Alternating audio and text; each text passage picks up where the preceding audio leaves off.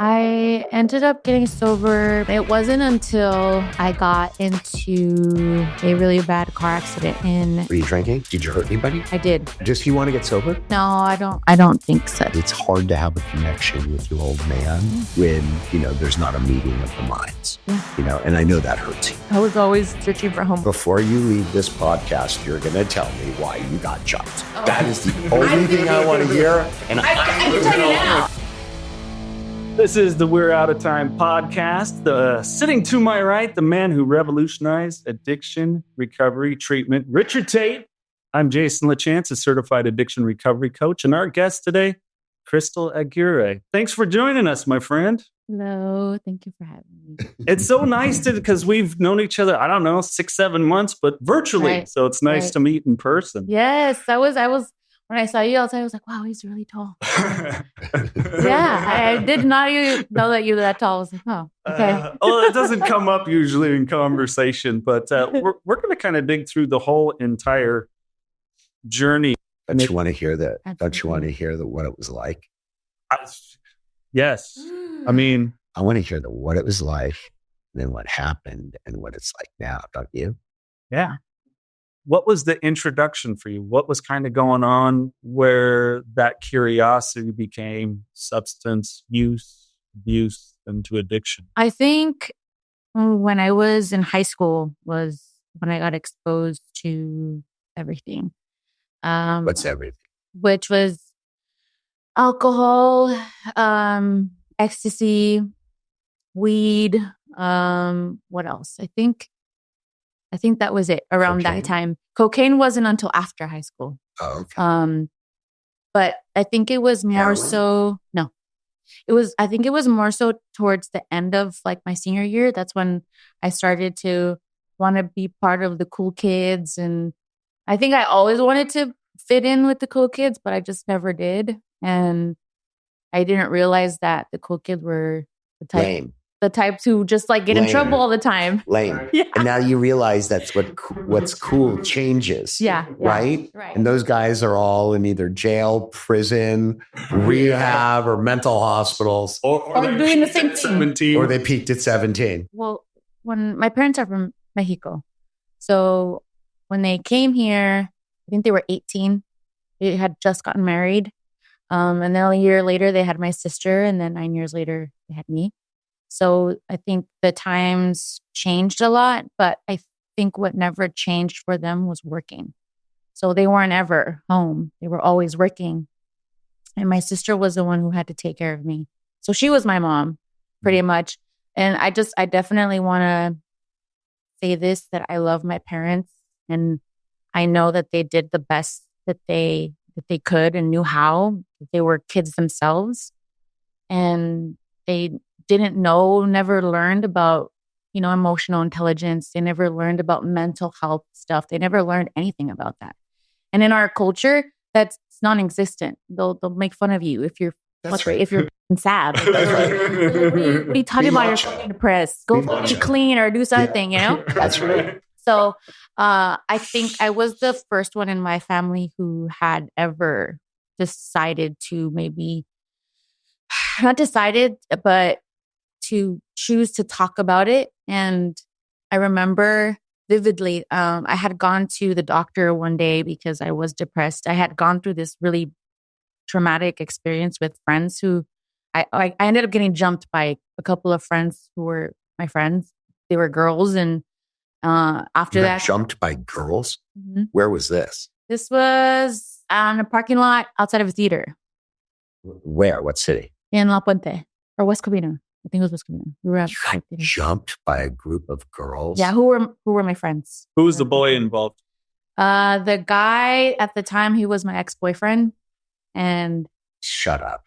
Yeah. See, I knew it. See, okay, this is man, and I'm still friends with this guy. We're really cool still, but I don't know. I used to think in my mind that it was planned, like they did it on purpose. It just, to me, the way everything played out, all of us ended up in the same theater. Really? I don't know how. Were you dating this guy? Yeah. Okay, you were dating this guy and you broke up with him.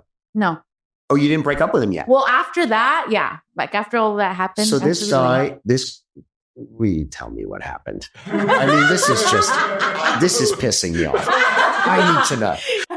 So my gathering immediately, especially because I grew up in a town or went to high school in a town called Castroville. So it's like a northern version of West Covina. So I just figured there was a guy somewhere in play, somebody liked him and he chose you over them or something. No, I don't think that was it. But I think I've always had this. I literally was just saying this earlier before I got here. I feel like I've always had people, I don't like to say this out loud because I don't want it to sound arrogant, but I feel like people were always somewhat envious of me and who I am or what I look like. I don't know what it is. That's always been my life. And I feel like people would always want it to be them and not me, right? Before you leave this podcast, you're going to tell me why you got jumped.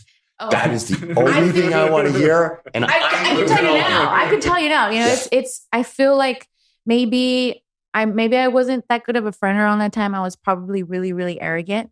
Are you kidding me? I'm serious. Maybe I was too no, boastful, and they didn't like it because I had a really good relationship around the time, and I had my parents are still together from when I was younger. I'm not going to let you do this to yourself. I'm not going to let you make yourself the victim for getting your ass kicked. Yeah. Sorry, that's where I draw the line. Okay.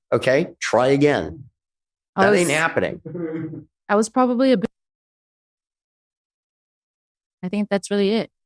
You were and got your kicked by 3 of your friends.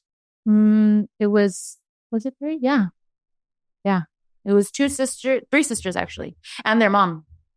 Their sisters and their mom? Yep. What trailer park did they live in? I don't know. And they lived like on the nicer side of the trailer park. Yeah. Yeah. So. Wow, that's a Jerry Springer moment. Yeah, absolutely. It's crazy, right? Yeah. And I ended up like after I got super depressed. But wait a minute, hold on a second. Mm-hmm. You got your ass kicked while you were drunk or loaded or... Yeah, I was drinking in a theater that Excellent. Day. Well, that's what happens when you drank through high school and now you're into college and now you're doing cocaine. Tell me about the drug use and what it was like and the wreckage you created. So around that time, I was trying to go to school, but I just never really liked school. I never did. And I got a job. I was always really good at selling. So I would get like a retail job or something. So I was really good at talking to people. And I was always really good. Like one of the top sellers wherever I was at, if it was like a Halloween store, fucking guest store. I worked at a guest store.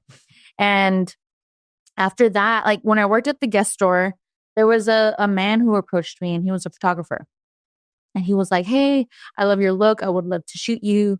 And I was like, yeah, I would love that. Because at the time, I actually wanted to do acting, but I never got into it because I didn't have a car. My mom was the one who would have to drive me all the way to out here to Hollywood and all that stuff for auditions. And she didn't have the time for that. And so I stopped doing it. And so I did my first photo shoot. I fell in love with it.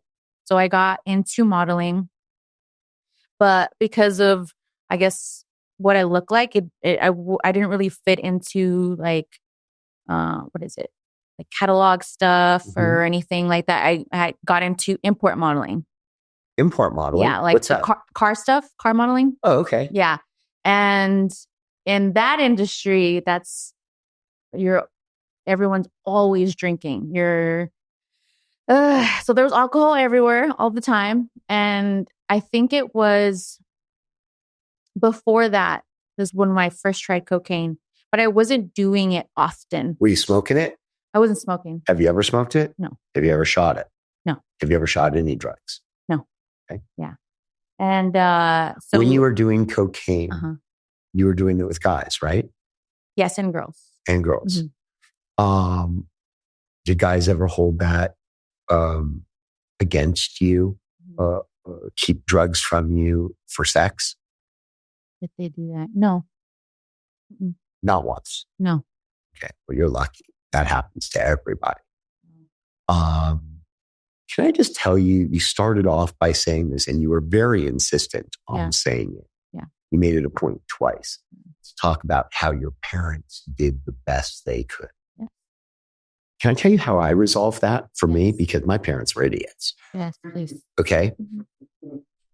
I resolve it by saying, at 16 years old, my father got in a car, threw his belongings in there, and drove from Detroit to LA. That's it. He did great.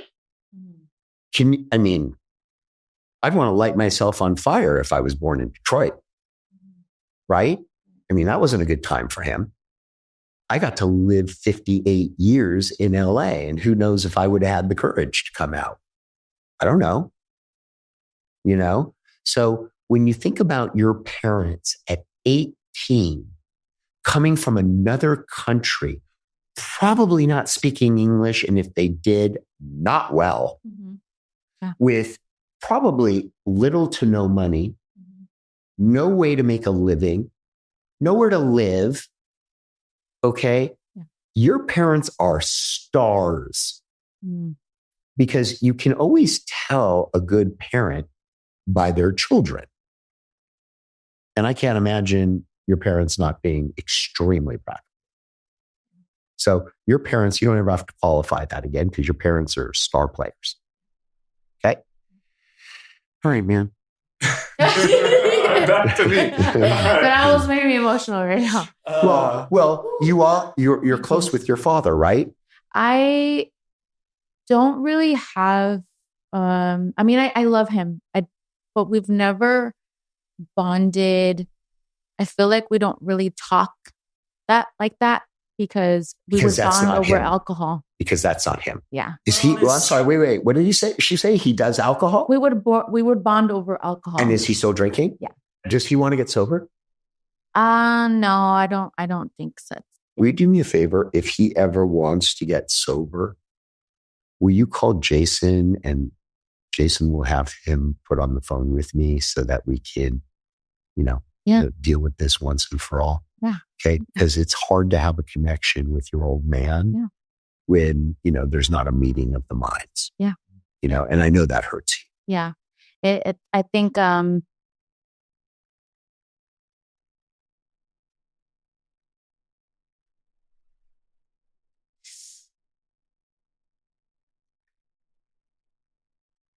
It's okay, sweetie. Don't worry about this.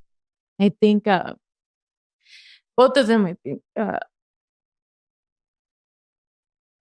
I was always searching for someone or home. I was always searching for home when I was young. And I think even now, I feel like it's something that I'm still healing to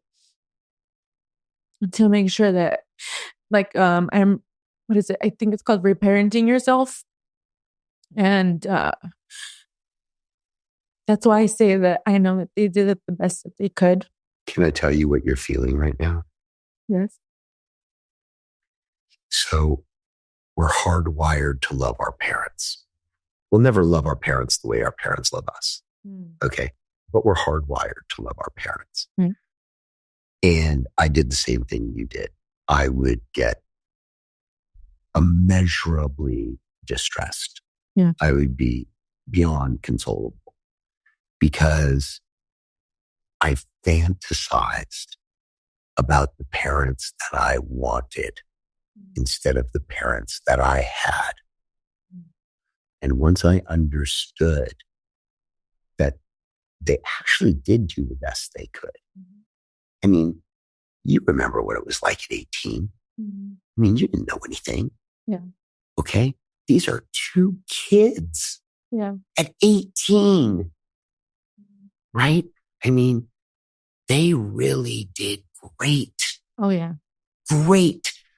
And so you're never going to get all of your needs met. Yeah. And they're going to check every box. Yeah.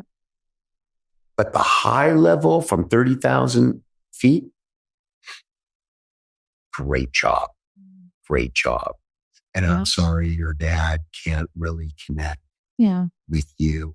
A lot of that is cultural, very macho culture, right? So that's tough on a little girl who's just found evolvement Yeah. Okay. Because, you know, you're farther along in that than your parents. But you want to know what, sweetie? We're supposed to be. Yeah. Because we're better than our parents, and our children are going to be better than us, and their children are going to be better than us. And we want that for everybody. Okay, now I'm serious. You take it. Well, that's important stuff. And I think that's a part of, you know, for people that we talk, I know we've had a little bit of our exchange about it. It's part of that spiritual journey too. It's a part of, it's like, it's part of our grounding is that acceptance of all as is. Like, we can't change anything of the story and the path that led us to where we are today. We can just embrace today because, you know, yesterday's gone, tomorrow's unwritten. But like here now, this conversation in the present, this is the only guarantee that we have. So, you know, it's like, I'm proud of you for being able to be at a point just like, I love my parents. Yeah. It's not the way I wish it would. I mean, it's how it is for me. I know it's how it was for you, but it's like, just love as is because it's really all we get. How'd you get sober? I ended up getting sober because, I mean, I tried a couple times and it didn't work. While I was like, okay, I'm going to try today. I'm going to try this. And I'm going to try to go to AA. And I would go and I'm like, what the f am I doing here? I don't belong here. I'm fine. I'm fine. And oh man, it wasn't until I got into a really bad car accident. Were you drinking? Yes. Wow. I was drinking. Did you hurt anybody? I was drinking all night the night before. And the next day I was hungover and I did the thing. I went to a bar, took a shot and started driving back home. I had a friend with me that day too. And in the car? Yes. Did you hurt anybody? I did.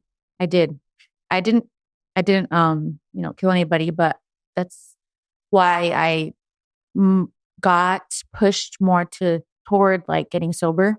I didn't get sober because that accident happened in November. I didn't get sober until March. It's okay. So that's how long it took. How long do you have sober now? It's going to be 3 years in March. Okay, so it's 3 years ago. Yeah. Go on, I'm sorry I interrupted. And it's okay. So this car accident, I ran a couple red lights and I ended up hitting this woman. And so I got out the car and I told my friend, I was like, what am I going to do? I'm going to go to jail. He's like, what the fuck are you doing? And I was just like, shit. So I got out of the car on his side and randomly, I don't know where this random person came, but he's like, someone should help the woman out in the car because it was super foggy. You couldn't even see the lights. And so I got out of my car and to help her out of hers.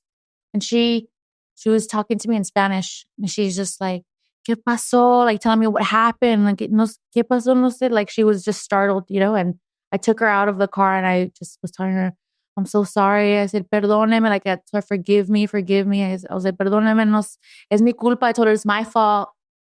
And I was helping her out of the car and I sat her down on the curb and I look around and my friend was gone. He had left me there. So I was like, you've got a lot of good friends. Yeah. I didn't know how to choose them. So, yeah. Okay. And so then I called my boyfriend. I said, oh my God, I don't know what I'm going to do. I just got into a car accident. The cops are going to come around. I'm probably going to go to jail. And he said, who the hell was that guy in your car? No, he knew I was out there. Okay. Yeah. But that's not as funny. It was, so this is, okay, this whole story is so, these stories are so hilarious, man. Now that I tell them, they're just so funny. But he's like, where did Marco go? And he's like, I told them, I was like, he left. He said, okay, well, if the cops come, tell him he was driving. And I said, okay. That is awesome. Yeah.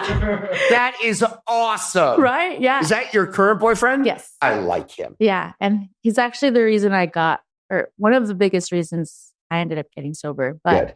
So that day he saved my, so the cop showed up and I started telling the story, you know, I was just like, so my friend was here. He was the one driving. He left. I don't know why he left. Oh, you know? My God. What happened to him? So they had a warrant out for his arrest for a felony hit and run. Funny. Yeah. And so this lady ended up going into... Hold on 1 second. Okay. Hey, it's not happening to you. Okay? Calm down. Okay? The guy left her. He deserves it. Go on. So moron. That moron left her. Yeah. How old were you? 28. Yeah. She's 28-year-old little pig. Regardless if he's leaving the scene of an accident, regardless, he's still got his liability driving or not. No. I mean, it's not as bad of a situation, but you're not supposed to leave the scene of an accident if you're involved as a passenger. He's not involved. He was the passenger. He's a victim. But he's got to stick around. He's got to do. I don't think so. Anyways, go ahead. Well, it could be wrong, but if I had to root for adults and say, no, let's just argue all day. So I'm sorry. Back to the funny. Okay. Go on. Okay, so the warrant didn't happen until after. Of course. Yeah. So my boyfriend had to pick me up and all of that. We cleared that up and I went home and he's just like, he's like, you're coming to my place because if the cops find out that you were the one driving, they'll come and get you. And he's like, all right, get a bag, whatever, let's go. I really like him. Go on. And so I got a bag and I went to his house and my friend who had left me there, he texted me. He's like, why did you lie?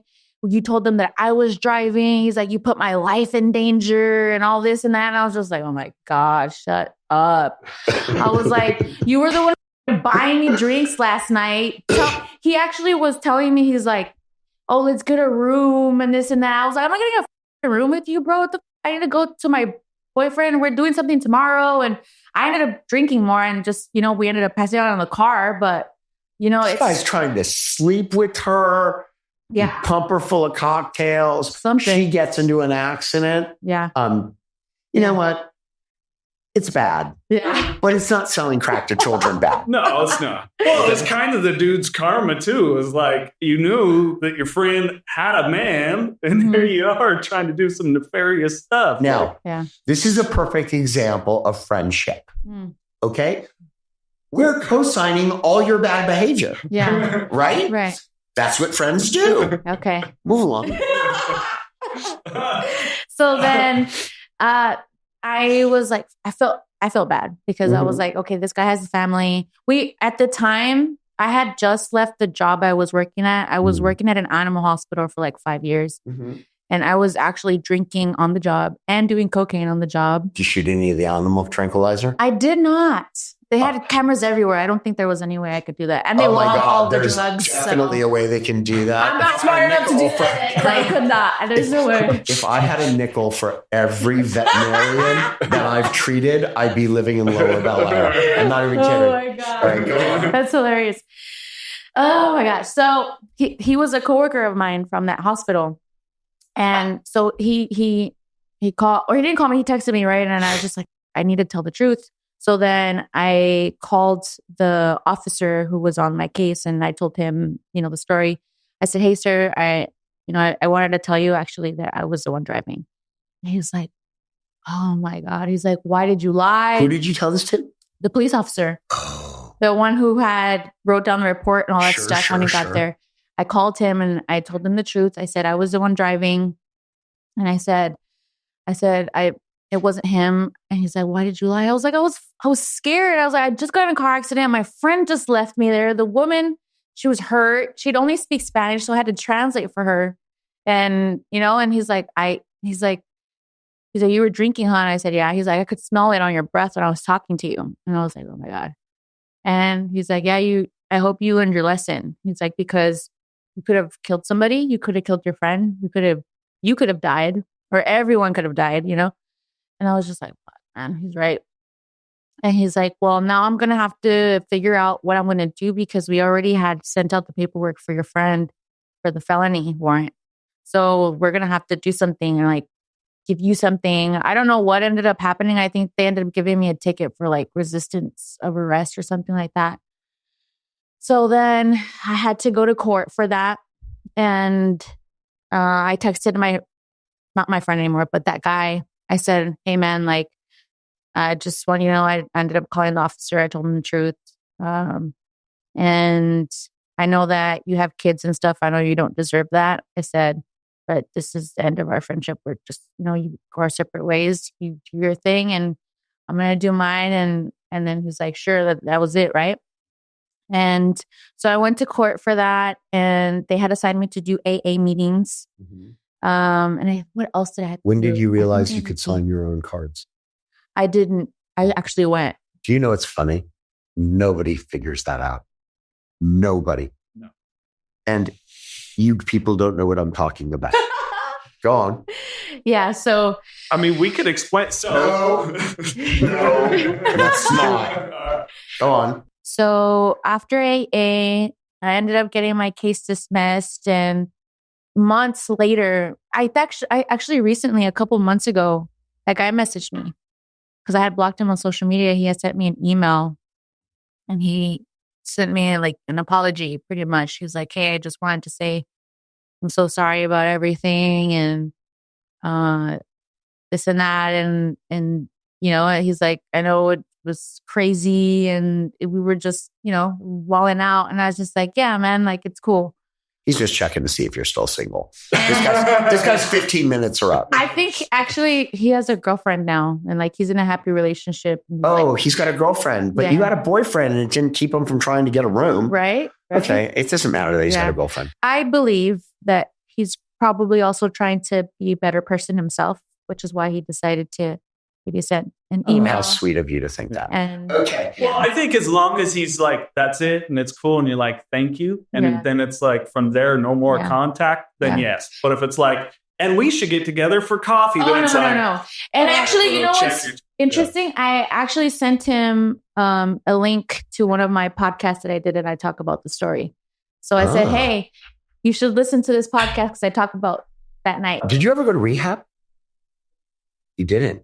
So it clicked. How did it click? And when did you start going to AA? Do you have a therapist? Like, what did you do to get the support to stay sober? You were drinking every day. and Coke. So, oh yeah, the Coke was also every day. Every day. Every day? I was clearing like what is this? A 9? What is 8 ball? An 8-ball. How much is that? It's Just- 3.5 just grams. During this time, I had nothing. Nobody. All I had was him, Uh-huh. and he can just see that I was just suffering. That I wasn't okay. And one day he just said, "Let's go to church," and I was like, "I don't want to go to church. I've never gone. I was like, I've literally gone to church like a handful of times throughout my life. I was raised Catholic, but we never really went to church, you know? So I went with him. We went to a Christian church, and I don't even think we went the first time. I think we watched it online the first time, and whatever, you know, the pastor was saying that day was just like full on. Like, I feel like he was talking to me, and I started crying, and I was just like, what the, you know? And then the next week we watched it again. And then again, the next week we watched it again. And then it wasn't until we went in there that I think it took, every time I went into church or watched a service, I cried every time at the beginning. I was crying every service for the first month or two. And then when Lent came around, so I was like, okay, am I ready? Am I going to do this? So I did it. I gave up drinking for the 30 days. Uh-huh. Is that 30 or 45 days for Lent? I think it's 30 or 40. 40? It could be 40. I can't remember. I don't know either. We should talk about this for another 10 minutes because it's riveting. Yeah, right. After the 40 days, then I was like, okay, if I did this for God, I want to do this for myself now. And I continued, and I never stopped. God wanted you to do that for you, not for him. Yeah. And then at around 6 months that I was sober is when I started to share my sobriety story on TikTok. Really? And then I started to grow an audience after that on TikTok because of that. Hey, you got a lot of followers, right? Yeah, somewhat. Yeah. What would you tell these kids today who are running around buying drugs on the street? To the kids out there, man, I feel that I think there are already kids or younger generations who are not drinking anymore, who have access to so much more information now than what we had back then. Sure. I think just don't do it. It's just not worth it. It's not worth the pain that it's going to cause your family if you're gone. that's why I stopped doing cocaine, because I was like, I can't do that to my family or the people that I love, because I feel like I still have more to do here. And just think about that. And if you're going through a hard time, you're supposed to be going through a hard time when you're young. You don't know what the is going on. You don't know what to do. We still don't know what to do. I'm 32 and I'm still trying to figure it out. And I would say, stop putting pressure on yourself to figure it out. You just gotta figure it out as you go. Really, that's it. And yeah, don't do it because it's just not worth it. It's not worth it. Mr. Taite, where can we reach you? Where can people find you? So you can find me if you search anything, either Facebook, Instagram, TikTok, YouTube, it's Cristal Aguirre. So spell it. It's Cristal with an I. So it's supposed to be in Spanish like Cristal. It's not spelled with a Y. It's Cristal. And then my last name is Aguirre. So it's Aguirre. Okay. Now I need you to look into that camera. Okay. And in Spanish, okay, I need you to say, see you next Tuesday. Nos vemos el próximo martes. See you next Tuesday. We're out of time. Please subscribe on YouTube, click the thumbs up, and leave a comment. Please subscribe on Apple Podcast and Spotify and leave a rating and a review. And share the We're Out of Time podcast with others you know who will get value out of it. See you next Tuesday.